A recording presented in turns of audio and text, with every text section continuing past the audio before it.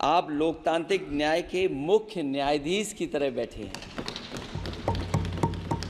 हम सबकी आपसे अपेक्षा है कि किसी भी जनप्रतिनिधि की आवाज़ दबाई न जाए और ना ही निष्कासन जैसी कार्रवाई दोबारा सदन की गरिमा को ठेस पहुंचाएं। आपका अंकुश विपक्ष पे तो रहता ही है, लेकिन आपका अंकुश सत्ता पक्ष पे भी रहे। So the idea that you can run the house efficiently by silencing the voice of the opposition is a non-democratic idea.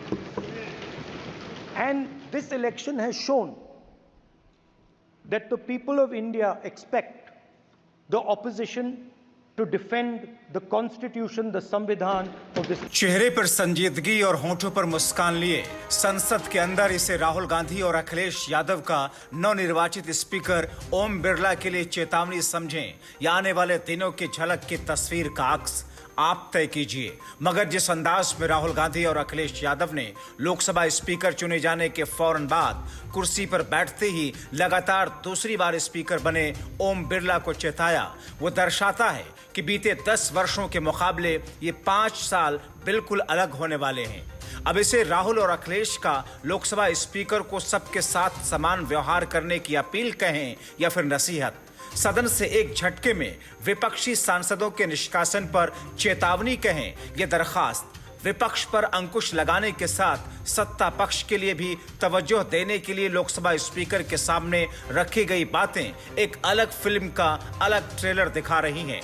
हंसते मुस्कुराते सहज अंदाज में अखिलेश की चुभने वाली बातें संजीदगी और परिपक्वता के साथ रखी गई राहुल की गुजारिश एक अलग कहानी का प्लॉट लिख रही हैं। इतना ही नहीं, अखिलेश यादव ने तो उत्तर प्रदेश के विधानसभा के सदन का जिक्र छेड़कर संसद के स्पीकर की कुर्सी के पीछे पत्थर में दरार की भी बात की। सुनिए कैसे। सदन को छोड़ के आया हूं। अध्यक्ष जी, उसकी कुर्सी बहुत ऊंची है। उस समय भी मैं अध्यक्ष जी किसको कहूं कि ये कुर्सी और ऊंची हो जाए। जहां ये नया सदन है वही मैं आपकी पीठ के पीछे देख रहा हूं। पत्थर तो सही लगे हैं, सब कुछ अच्छा लगा है, लेकिन कुछ दरार में मुझे कुछ सीमेंट अभी भी लगा दिखाई दे रहा है। अध्यक्ष महोदय, मुझे उम्मीद है कि आप जितना सत्ता पक्ष का सम्मान करेंगे उतना ही विपक्ष का सम्मान कर करके हमें भी अपनी बात रखने का मौका देंगे। मैं आपको मगर अखिलेश से पहले जब लोकसभा में नेता विपक्ष की हैसियत से राहुल ने अपनी बातें रखी तो उनके शब्द, उनका अंदाज, उनके भाव देखने और सुनने लायक थे। राहुल गांधी ने कहा कि सरकार के पास राजनीतिक शक्ति है, लेकिन विपक्ष भी भारत के लोगों की आवाज का प्रतिनिधित्व करता है और इस बार विपक्ष पिछली बार की तुलना में ज्यादा लोगों की आवाज का प्रतिनिधित्व कर रहा है। हम आपका सहयोग करेंगे। हम चाहेंगे कि सदन लगातार अच्छे से चले। ये बहुत महत्वपूर्ण है कि सदन में विपक्ष की आवाज को उठाने का मौका दिया जाए। हम यही उम्मीद करते हैं कि ऐसा ही होगा।